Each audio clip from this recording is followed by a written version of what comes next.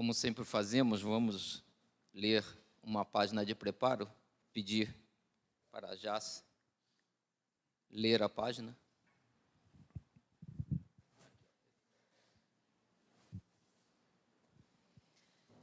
Boa noite a todos os ouvintes da Rádio TV Abel.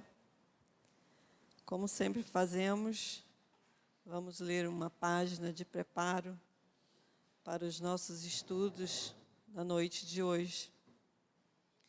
Do livro Caminho, Verdade e Vida, Francisco Cândido Xavier, pelo Espírito de Emmanuel, que se intitula Coisas Terrestres e Celestiais. Se vos tenho falado de coisas terrestres e não credes, como crereis se vos falar das celestiais? Jesus, João 3:2. No intercâmbio com o mundo espiritual, é frequente a reclamação de certos estudiosos relativamente à ausência de informação das entidades comunicantes, no que se refere às particularidades alusivas às atividades em que se movimentam. Por que não se fazem mais explícitos os desencarnados quanto ao novo gênero de vida a que vos foram chamados? Como serão suas cidades, suas casas, seus processos de relações comuns? Através de que meios se organizam hierarquicamente? Terão governos nos moldes terrestres? Indagam outros, relativamente às razões pelas quais os cientistas libertos do plano físico não voltam aos antigos centros de pesquisas e realizações, vulgarizando métodos de cura para as chamadas moléstias incuráveis ou revelando invenções novas que acelerem o progresso mundial. São esses os argumentos apressados da preguiça humana. Se os espíritos comunicantes têm tratado quase que somente do material existente em torno das próprias criaturas terrestres, num curso metódico de introdução a tarefas mais altas, e ainda não puderam ser integralmente ouvidos, que viria a acontecer se olvidassem compromissos graves, dando-se ao gosto dos comentários prematuros? É necessário compreenda o homem que Deus concede os auxílios. Entretanto, cada espírito é obrigado a talhar a própria glória. A grande tarefa do mundo espiritual, em seu mecanismo de relações com os homens encarnados, não é a de trazer conhecimentos sensacionais e extemporâneos, mas a de ensinar os homens a ler os sinais divinos que a vida terrestre contém em si mesma, iluminando-lhes a marcha para a espiritualidade superior. Boa noite a todos, bom estudo. Pode deixar aqui. Alô, boa noite. O assunto de hoje, o tema da palestra de hoje, é o item 4, os subitens 7 a 21, que Kardec fala sobre a influência, que Sócrates e Platão tiveram antes da vinda de Jesus, E o tema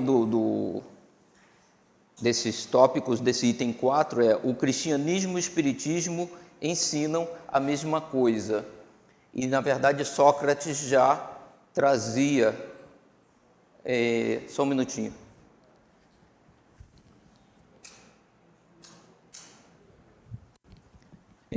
Sócrates já trazia a semente desses ensinamentos de Cristo e do Espiritismo 500 anos antes de Jesus, né?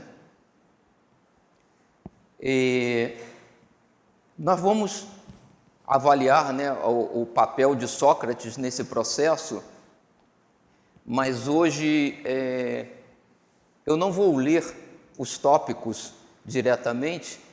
Nós tivemos a palestra da tarde, a Sônia Guimarães fez uma palestra muito boa, ela abordou esses pontos de forma até bastante didática, né?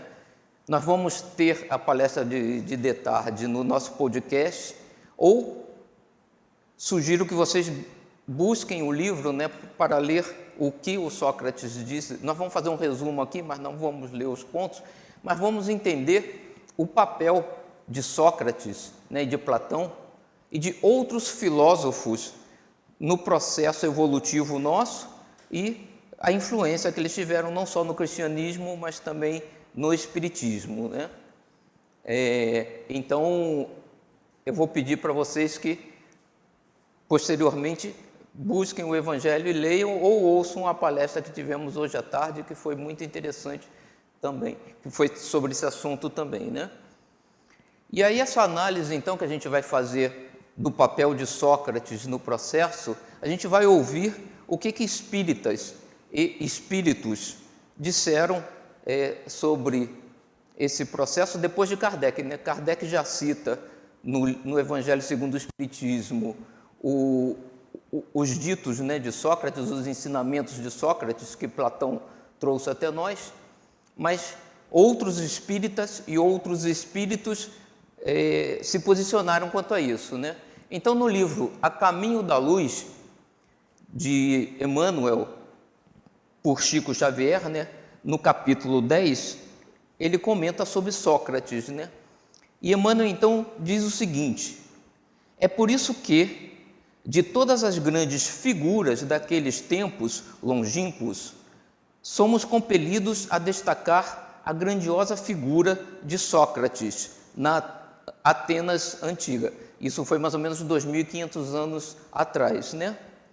Superior a Anaxágoras, seu mestre, como também imperfeitamente interpretado pelos seus 3 discípulos mais famosos, nós vamos ver quem foram os discípulos mais famosos, o grande filósofo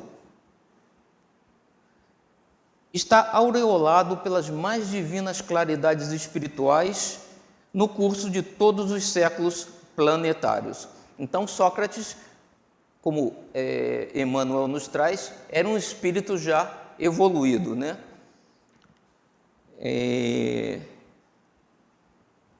Sua existência, em algumas circunstâncias, a existência que ele teve como Sócrates, né, em algumas circunstâncias, aproxima-se da exemplificação do próprio Cristo.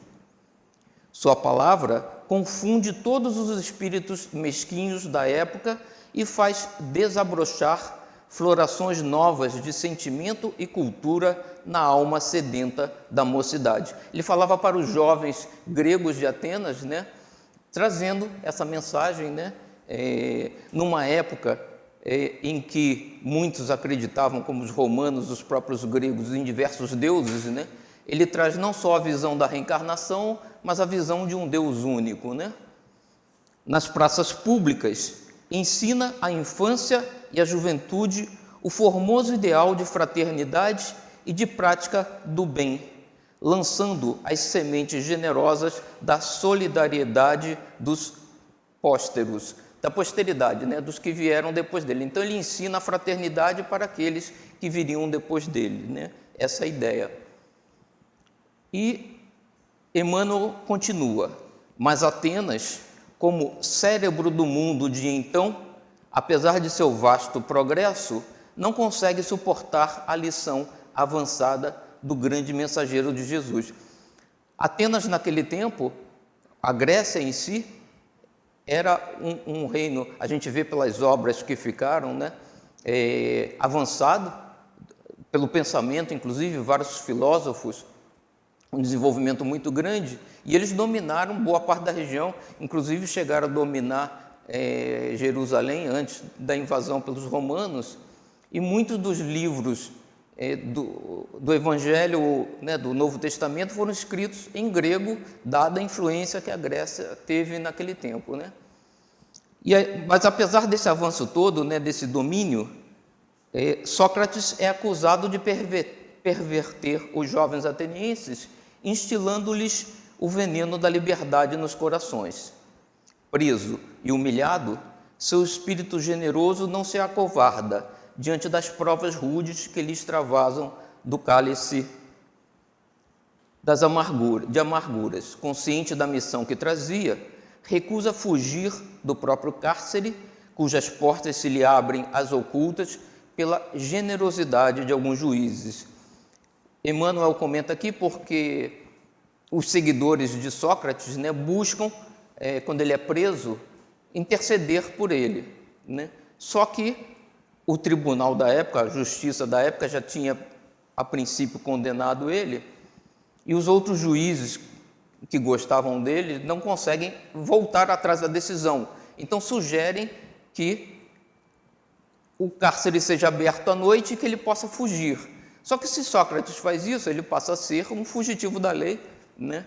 E ele não queria ser tratado como um fugitivo, né? Ele queria enfrentar e mostrar que o que ele pregava, o que ele fazia era certo, era correto, né? Então ele enfrenta. Os enviados do plano invisível, segue Emmanuel, né? Cercam-lhe o coração magnânimo e esclarecido, nas horas mais ásperas e agudas da provação, e quando a esposa, Xantipa, assoma as grades da prisão para comunicar-lhe a nefanda condenação à morte pela cicuta, né, é um veneno, né? Ei-la exclamando no auge da angústia e desesperação: Sócrates, Sócrates, os juízes te condenaram à morte. E Sócrates responde então: que tem isso? Responde resignadamente o filósofo: eles também estão condenados pela natureza. Ou seja, todos nós morreremos um dia, né? O corpo, naturalmente, né? Que Sócrates tinha certeza na sobrevivência da vida após a morte. Mas o corpo, todos perderemos em algum momento, né? Então ele diz: ok, eles vão me retirar o meu corpo, mas eles vão perder o deles também, mais cedo ou mais tarde, é só questão de tempo, né? E a esposa dele diz: mas essa condenação é injusta, soluça ainda a desolada esposa. E ele a esclarece com um olhar de paciência e de carinho. E quererias que ela fosse justa? Ou seja, ele era um justo, né? Então qualquer condenação que viesse contra ele era injusta, porque ele trabalhava pelo bem de todos, né? Pela verdade.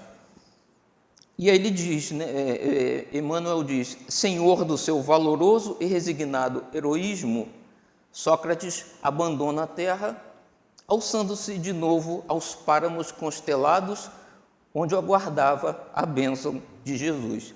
Então a gente vê o seguinte: Sócrates não foi por acaso, né? Não veio aqui no planeta Terra dizer aquelas coisas por coincidência, né? Na verdade, existe todo um planejamento, né? E Jesus já acompanhava esse planejamento, Jesus já tinha um plano de reencarnar também. Então, todo esse processo culminaria com a vinda de Jesus num primeiro momento, depois a vinda do Consolador prometido, que o próprio Jesus já comenta. Então já existia um planejamento, ou seja, todos esses 2.000 anos, 2.500 anos, faziam parte de um planejamento, né? De uma sequência. E Sócrates era parte desse processo, né? Uma chave importante. E sobre os discípulos, o que Emmanuel nos diz sobre os discípulos de Sócrates, né? Ele diz o seguinte: o grande filósofo que ensinara à Grécia as mais belas virtudes, como precursor dos princípios cristãos, deixou vários discípulos, dos quais se destacaram Antístenes, Xenofonte e Platão. Então, esses, dos vários seguidores que tinham, esses foram os que mais se destacaram depois da morte de Sócrates e que deixaram depoimentos escritos, né? Porque Sócrates não escreveu nada, ele só ensinava, né? E Platão é o que mais contribuiu nesse processo, né? E aí Emmanuel nos diz: falaremos apenas deste último para esclarecer que nenhum deles soube assimilar perfeitamente a estrutura moral do mestre inesquecível. A história louva os discursos de Platão, mas nem sempre compreendeu que ele, Platão, né, misturou a filosofia pura do mestre com a ganga das paixões terrestres, enveredando algumas vezes por complicados caminhos políticos. Não soube, como também muitos dos seus companheiros, conservar-se ao nível de alta superioridade espiritual, chegando mesmo a justificar o direito tirânico dos senhores sobre os escravos, sem uma visão ampla da fraternidade humana e da família universal. Naquele tempo, os povos conquistavam outros e faziam daqueles povos conquistados escravos, né? A Grécia fez isso, Roma fazia também, e Sócrates condenava naturalmente, né? Ele já tinha uma visão cristã, né? Mesmo antes de Cristo, mas ele já trazia aquela visão fraterna, mas nem os seguidores, os discípulos de Sócrates entenderam completamente a sua mensagem, né? Então ele estava num nível acima, né? Contudo, não deixou, se referindo aqui a Platão, né? Contudo, não deixou de cultivar alguns dos princípios cristãos legados pelo grande mentor, antecipando-se ao apostolado do Evangelho antes de entregar a sua tarefa doutrinária a Aristóteles, que ia também trabalhar pelo advento do cristianismo. Então, Platão, que foi discípulo de Sócrates, acaba passando os conhecimentos para Aristóteles, que foi outro pensador grego, que iria dar continuidade para que a ideia não morresse, né? Para que o processo continuasse. E aí, exatamente, falando sobre esse processo, nós temos aqui no livro do José Herculano Pires, Introdução à Filosofia Espírita, que ele comenta sobre isso, falando o seguinte: a filosofia espírita se apresenta naturalmente integrada na tradição filosófica. Foi por isso que Kardec colocou sobre o título de O Livro dos Espíritos a indicação filosofia espiritualista, porque o pensamento espírita, né, sobre a identidade do ser, da onde a gente vem, para onde a gente vai, é o pensamento dos filósofos, né? É a questão que os filósofos buscam, né? Os mais modernos buscam isso na matéria. Os antigos buscavam isso não apenas na matéria, buscavam também, né, no conceito espiritual também, né? Olhando um lado, as duas visões, né? Não só a matéria. E aí o Herculano Pires nos diz: em O Evangelho segundo o Espiritismo, Kardec indica Sócrates e Platão como precursores do cristianismo e do espiritismo, sendo o espiritismo, o desenvolvimento histórico do cristianismo, né? O espiritismo dá continuidade ao pensamento cristão, né? Mas podemos ir mais longe, demonstrando as múltiplas relações da filosofia espírita com as mais significativas escolas filosóficas do passado. Na verdade, a filosofia espírita se apresenta para o investigador imparcial como o delta natural em que desemboca no presente toda a tradição filosófica. O delta normalmente é a foz de um rio, né? E aí eu coloquei aqui para a gente entender o conceito, porque o rio vem e na sua foz ele se abre, né, em forma triangular, em várias ramificações, e o rio vai acumulando, né, durante o seu percurso, todos sedimentos que ele traz, e quando ele se abre no delta, ele espalha aqueles sedimentos todos, que torna a terra daquela região fértil. Os egípcios utilizavam muito isso, né, no rio que passa pela a região onde eles desenvolveram o seu império, né? E aí traz alimento, né, para aquela terra fértil que alimenta as pessoas, né, e a produção local ali. O que Herculano Pires está dizendo é que a filosofia antiga colocou os sedimentos, né, no pensamento, no fluxo de pensamento, que o Espiritismo agora é o delta que está concentrando esses pensamentos e espalhando e fertilizando o pensamento atual, né? Então, é um pensamento bem interessante porque converge todo esse conhecimento nessa filosofia que é a filosofia espírita, né? E aí ele dá um exemplo, a gente vai dar uma analisada aqui, que é complexo o pensamento de Herculano Pires, mas ele diz: essa convergência de pensamentos, né, de filosofias, porém, não se faz de súbito, não é um arranjo como pretendem os adversários gratuitos do Espiritismo. Podemos ver com os olhos, aquele, né, faz uma menção a Jesus, que Jesus nos dizia, né, aqueles que têm olhos de ver, que vejam, né? Então ele diz, podemos ver com os olhos, né, os olhos da mente, do espírito, o processo de convergência delinear-se na própria história da filosofia, dos pitagóricos, os seguidores de Pitágoras, com sua simbiose espiritual traduzida na doutrina da metempsicose, nós vamos ver mais adiante, aos jônicos, com sua busca da origem única da substância originária, aos eleatas, com a procura do ser em seu sentido absoluto, até Plotino, o neoplatonismo, investigando a alma viajora. Então ele descreve aqui várias correntes filosóficas antigas que, além de Sócrates, trazem esse mesmo pensamento, né, e reforçar esse processo. Passando pela contribuição da doutrina de forma e matéria de Aristóteles, que, como a gente viu por Emmanuel, Aristóteles foi discípulo de Platão, antecipação da teoria espírita do perispírito, e chegamos ao Renascimento.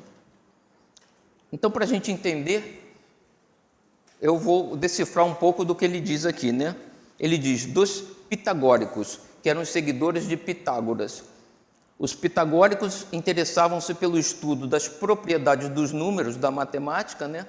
A escola pitagórica era conectada com concepções esotéricas e a moral pitagórica enfatizava o conceito de harmonia, práticas ascéticas, ou seja, práticas corretas, éticas, e defendia a metempsicose. A metempsicose é a possibilidade de reencarnação entre corpo humano e animais, né? É um erro, a gente conhece hoje que a metempsicose porque a gente não volta atrás. A gente já encarnou em animais no passado. A gente evolui e hoje em dia que a gente encarna em humanos, não voltamos a reencarnar em animais.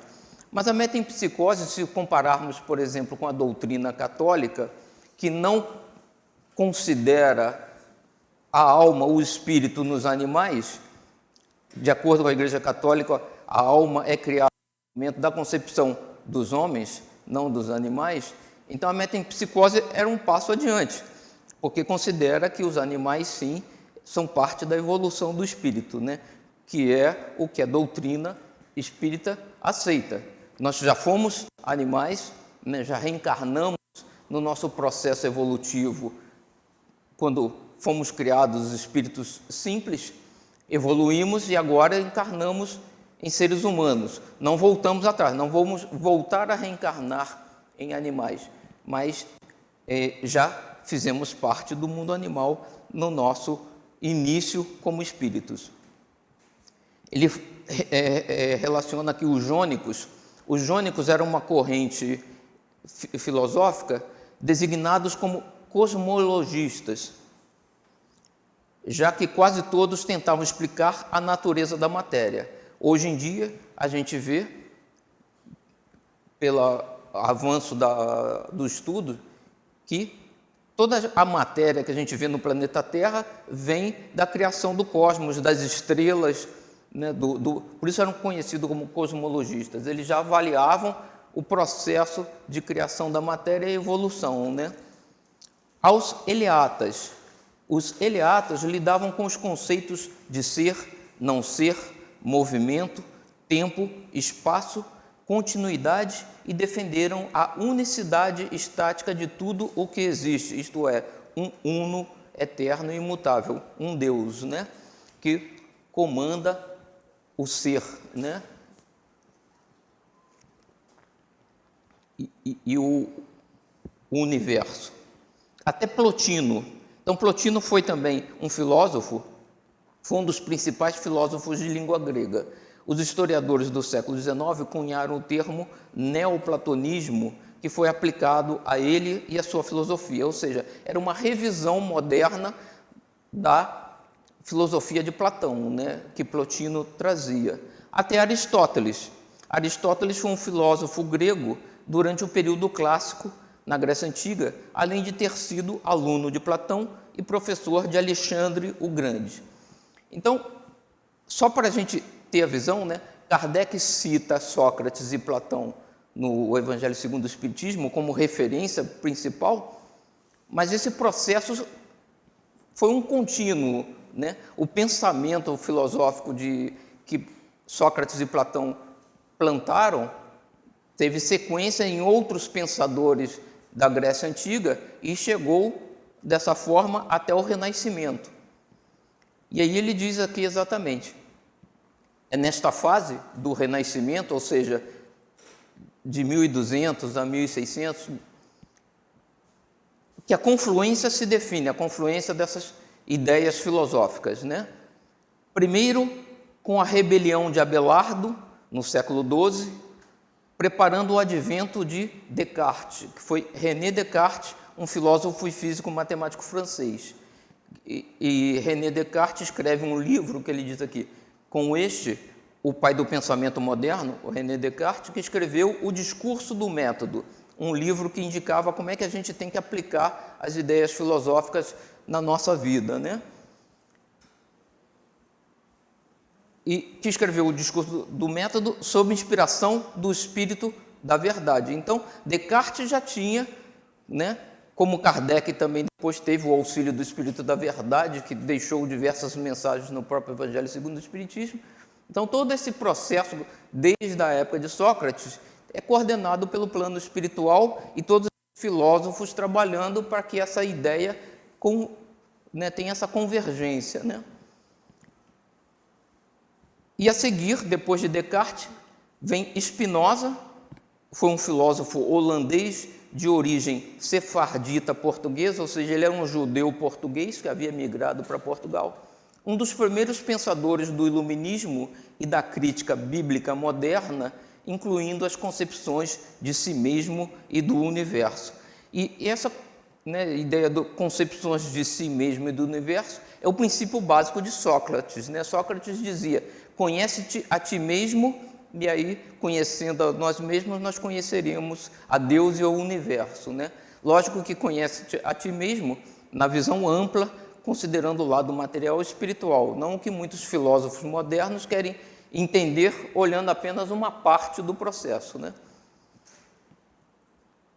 E aí o Spinoza escreveu um livro chamado Ética, né? Que segundo Herculano Pires, esse livro é um livro precursor em estrutura, substância e ligações históricas de O Livro dos Espíritos.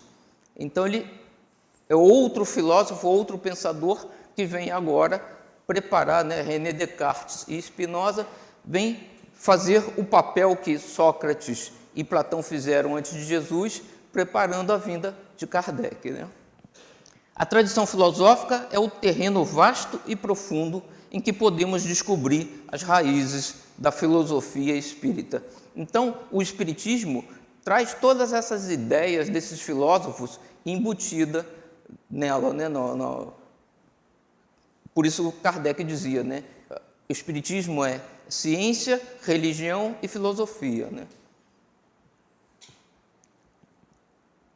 Divaldo Pereira, no livro Após a Tempestade, por Joana de Ângeles, também comenta sobre esse processo de ideias, né? Aqui ela junta as pessoas e as ações não necessariamente na ordem do tempo, mas ela diz: Galileu, sonhando com um sistema heliocêntrico, né? Porque Galileu enfrentou a igreja dizendo que a Terra girava em torno do Sol, né?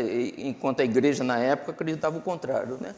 E Colombo, antevendo as terras que encontraria no oeste, face às reminiscências pretéritas e aos cálculos matemáticos do presente, temerariamente impulsionados pela paixão que os emulava, insistiram até lograr ampliar as dimensões da Terra.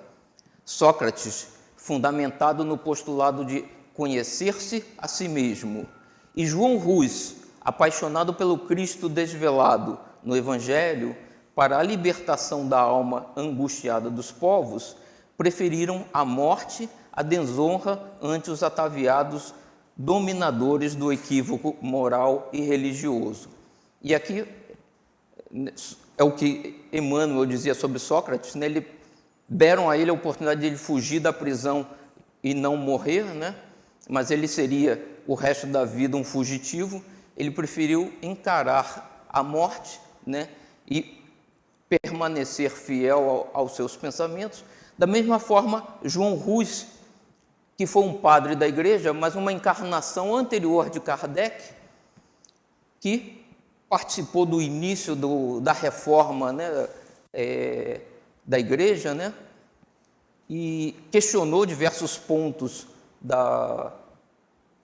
do que o catolicismo havia tomado naquela época, e acabou também sendo condenado e morto na fogueira, né? João Rus morreu queimado.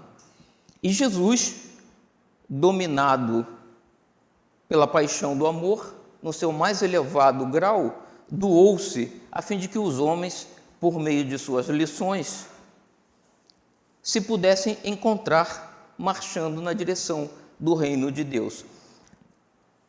Se a gente olhar então, né, vendo esse quadro, a gente vê que Jesus trazendo a mensagem do cristianismo, Kardec depois compilando esses pensamentos todos na filosofia espírita, é o resultado de um trabalho de diversas pessoas, né? Como Joana de Ângeles diz, de Galileu a Colombo, de Sócrates a João Rus, eram diversos trabalhadores renascendo no planeta, trabalhando com o mesmo fim, de que todo esse processo caminhasse adiante, né? E Kardec, voltamos aqui agora, né, ao Evangelho, quando ele fala sobre esse processo, ele diz o seguinte: o homem de gênio ensina o que descobriu por si mesmo. É o revelador primitivo, traz a luz que pouco a pouco se vulgariza. É um espírito que tem vivido mais tempo, que por conseguinte adquiriu e progrediu mais do que aqueles que estão menos adiantados. Encarnando, traz o que sabe e, como sabe muito mais do que os outros e não precisa aprender, é chamado homem de gênio. Kardec fala isso na Gênesis, né, capítulo 1, item 5. Porque é até um dos pontos que ele comenta de Sócrates, né, e a igreja trabalha muito essa ideia da graça, né, que as pessoas nascem e recebem a graça de Deus, uma aptidão, né, uma capacidade, e Kardec reforça que não é assim, né? Sócrates se trouxe todo aquele conhecimento, toda aquela sabedoria, é porque ele teve diversas encarnações em que ele pôde adquirir o conhecimento por si próprio, né, ao seu trabalho, ao seu esforço, e quando ele chega a um certo nível, ele volta para auxiliar aqueles que ficaram para trás, né? Essa é a ideia. E aí a gente chama, né, de homem de gênio, mas é um espírito que avançou mais rápido do que nós e que volta e nos auxilia nesse processo de evolução. E vem dentro de uma programação que a gente vê, mais de 2.500 anos de programação para que chegássemos ao ponto que estamos hoje aqui, né? E Kardec continua então. Que vêm eles fazer, né, o homem de gênio? Se não ensinar aos homens verdades que estes ignoram e ainda ignorariam durante largos períodos, a fim de lhes dar um ponto de apoio mediante o qual possam elevar-se mais rapidamente. Esses gênios, que aparecem através dos séculos como estrelas brilhantes, deixando longo traço luminoso sobre a humanidade, são missionários, ou, se o quiserem, Messias. Então, o que Kardec está dizendo aqui é: Jesus foi o maior Messias que tivemos, o maior missionário, mas não foi o único, né? Tivemos outros missionários, né? Porque o trabalho é em grupo, o trabalho é em equipe, né? Então, todos esses trabalhando para que a ideia chegue a esse ponto. O que de novo ensino aos homens, quer na ordem física, quer na filosófica, são revelações. Se Deus suscita reveladores para as verdades científicas, né, Joana de Ângeles cita Galileu como um dos reveladores de verdades científicas, existem os que trazem a verdade moral, né? Deus suscita reveladores para as verdades científicas, pode, com mais forte razão, suscitá-los para as verdades morais, que constituem elementos essenciais do progresso. Tais são os filósofos cujas ideias atravessam os séculos. Então a gente está vendo que a filosofia é importantíssimo dentro do processo, né? No mundo tecnológico que a gente vive hoje, as pessoas dão muito mais importância à tecnologia, né, e à matéria em si, do que à espiritualidade e à filosofia, né? Esse é um erro. A gente tem que tratar a filosofia como parte do processo. É importante a tecnologia, mas ela sozinha, o mundo de hoje está mostrando, não é suficiente, né? Sem a filosofia, sem a moral, a gente não vai seguir adiante, né? E Kardec continua ainda, então. As grandes ideias jamais irrompem de súbito. As que assentam sobre a verdade sempre têm precursores que lhes preparam parcialmente os caminhos. Depois, chegando o tempo, envia Deus um homem com a missão de resumir, coordenar e completar os elementos esparsos, de reuni-los em corpo de doutrina. Desse modo, não surgindo bruscamente, a ideia, ao aparecer, encontra espíritos dispostos a aceitá-la. Tal o que se deu com a ideia cristã, que foi pressentida muitos séculos antes de Jesus e dos essênios, tendo por principais precursores Sócrates e Platão. Então, a análise que Kardec faz sobre a filosofia na Grécia Antiga, né, e da vinda de Jesus, né, que eles foram os precursores daquelas ideias, para que quando Jesus chegasse, aquelas ideias já estivessem mais ou menos disseminada no mundo, a gente pode, como Herculano Pires faz, trazer para o Espiritismo, ou seja, René Descartes e Spinoza foram os precursores da retomada, né, do pensamento filosófico no Renascimento, e Kardec acaba sendo o missionário que juntou, né, coordenou de juntar aquelas ideias, juntar em corpo de doutrina, com o auxílio agora dos espíritos, né, com a comunicação dos espíritos, e aí tivemos, assim como na época do Cristo, tivemos agora a criação do Espiritismo, né? Então, o mesmo processo se repete, né, ao longo do tempo, evolução daquele pensamento filosófico que Kardec reúne na forma da doutrina espírita. E aqui a gente traz agora que Sócrates não foi só na Grécia, né, que ele participou desse processo, né? Ele participou ainda recentemente, inclusive a gente vai ver mais adiante, ele traz alguma passagem, né, mensagens no próprio Evangelho segundo o Espiritismo, né?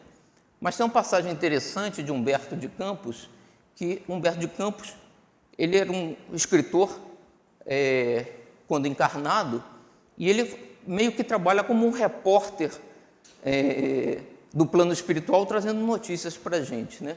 E ele tem um texto que ele entrevista a Sócrates, né?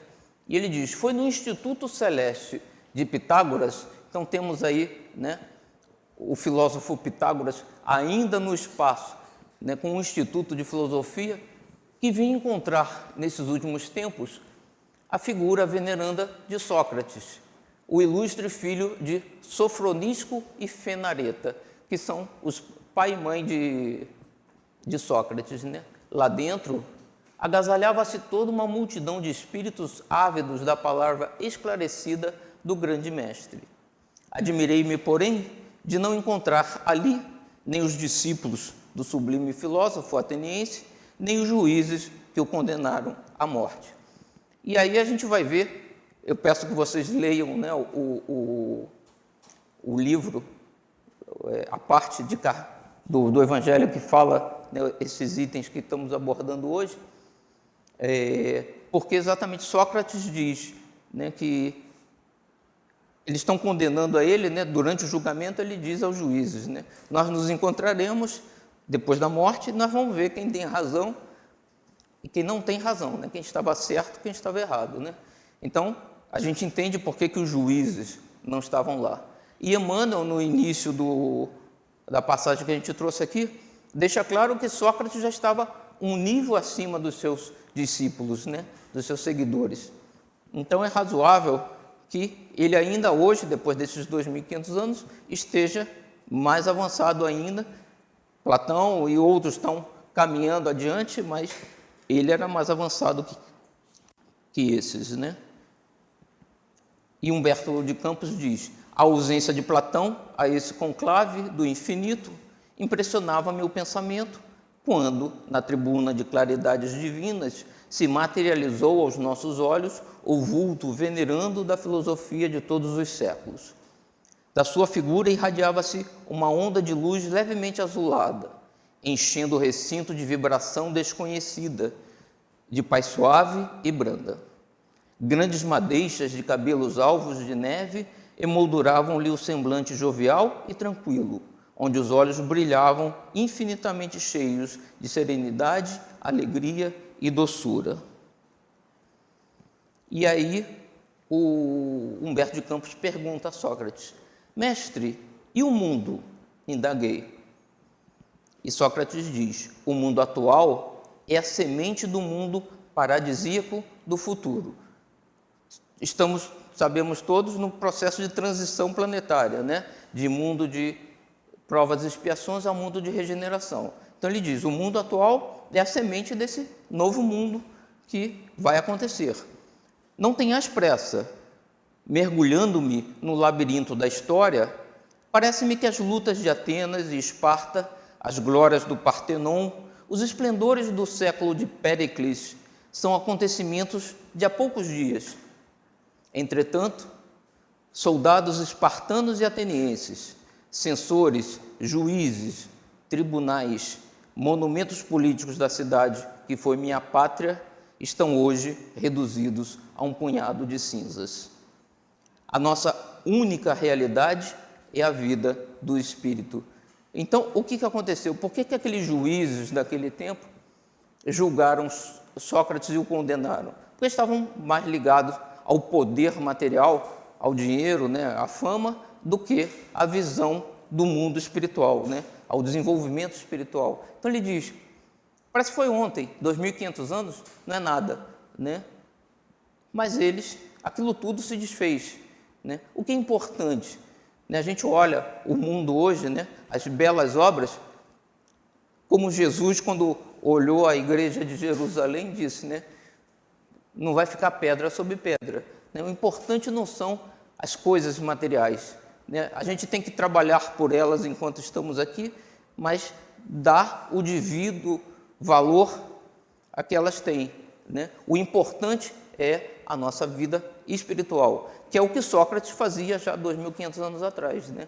Quando ele teve a oportunidade de fugir da prisão e não ser condenado e morto, ele disse: não, eu prefiro minha consciência limpa, né, defender as ideias e enfrentar o julgamento, né?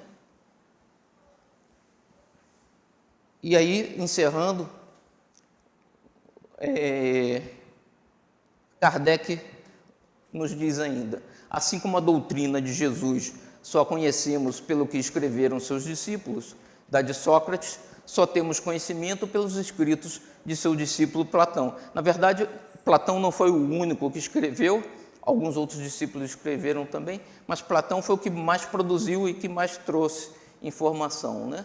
Do mesmo modo que Jesus, a quem os fariseus acusavam de estar corrompendo o povo com os ensinamentos que ele ministrava, também ele foi acusado pelos fariseus do seu tempo, visto que sempre os houve em todas as épocas, por proclamar o dogma da unidade de Deus, da imortalidade da alma e da vida futura, que é o que Sócrates já defendia há 2.500 anos atrás. Só para reforçar, né, eu trouxe aqui um resumo das ideias de Sócrates, né, que são abordadas nesse capítulo, e ele dizia sobre os diferentes níveis de desmaterialização da alma. Então ele já sabia que a alma pode estar mais ligada à matéria, menos ligada à matéria, mais evoluída. O materialismo, que proclama o nada após a morte, seria a anulação de toda a responsabilidade moral, ou seja, se eu morrer e acabar tudo, todos os meus erros, todos os crimes que eu cometi se perdem, né? Eu não sofro nada com isso. Enquanto que a existência após a morte, eu vou ter que responder pelos os crimes que eu tenha praticado. A alma não purificada conserva as ideias, as tendências e o caráter e as paixões que tinha na Terra. Então a gente vê que os espíritos muito ligados à matéria sofrem exatamente no mundo espiritual por preservar essa conexão com a matéria. Os homens que viveram na Terra encontram-se após a morte e se reconhecem, ou seja, nós vamos nos encontrar no plano espiritual, como dizia Sócrates, a morte é da natureza, né? Todos perderemos um dia esse corpo e nos encontraremos e nos reconheceremos no mundo espiritual.